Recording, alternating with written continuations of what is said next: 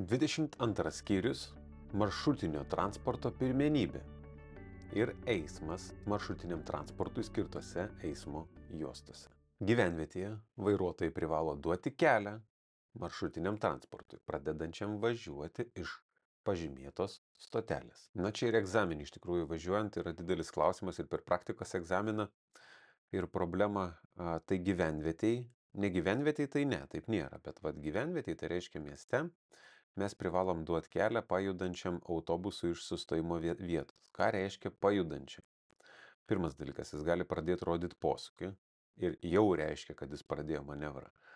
Arba jis jau gali būti fiziškai pradėjęs važiuoti ir ruoštis įvažiuoti čia, galbūt posūkį pamiršęs. Aišku, jeigu jis pamiršo posūkį, tai jau čia kitas dalykas, kad būtų. Bet jūs turite atkreipti dėmesį, jeigu jis jau juda, važiuoja, tai irgi sustojat praleisti, jeigu rodo posūkį, nes jis gali pradėti važiuoti ir po to iškart įjungti posūkį ir tada važiuoti. Tai tokius du dalykus turite atkreipti.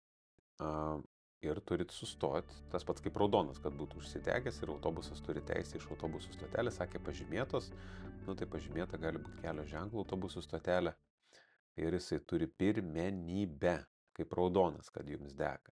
Bet problema per egzaminą būna tokia, kad pradedi važiuoti pro autobusą, tą stovinti čia, kaip ir viskas gerai, jis nerodo, jokio posūkio nevažiuoja.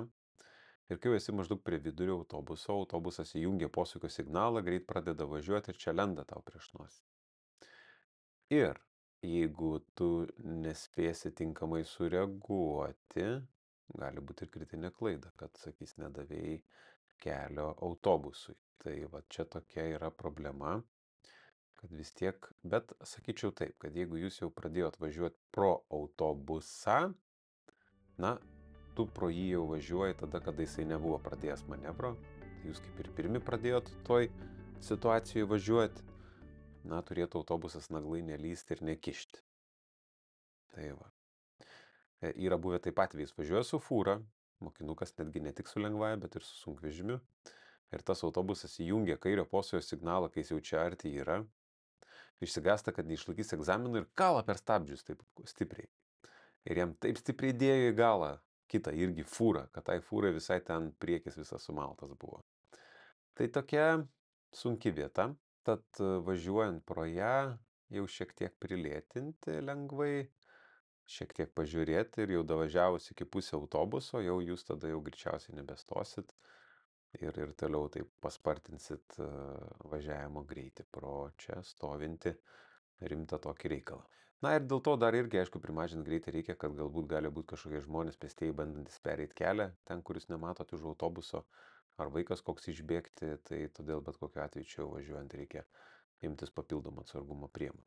Prieš pradėdamas važiuoti iš stotelės maršrutinio transporto vairuotojas turi įsitikinti, kad jam duodamas kelias. Kelyje pažymėtame kelio ženklu eismo juosta maršrutiniam transportui. Tai čia būtų būtent toks ženklas, kuris nurodo, kad viena juosta yra skirta maršrutiniam, viena dvi priešpriešinio reguliariam eismui.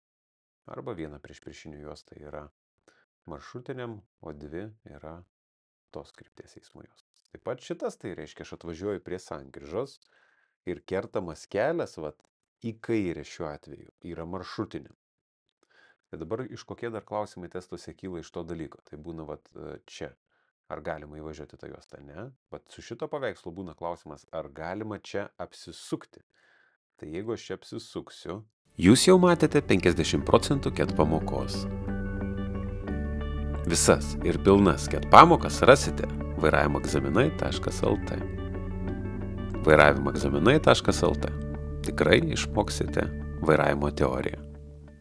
Tai aš važiuosiu jau tą maršrutinę eismo juostą, kurią draudžiama važiuoti. Todėl čia apsisukti negalima. Ir čia būna klausimas, ar galima važiuoti į kairę. Tai jeigu į kairę su nemaršrutinė transporto priemonė pasuksiu, važiuosiu maršrutinę eismo juostą ir vadinasi pažeisiu taisyklės, tai į kairę negalima.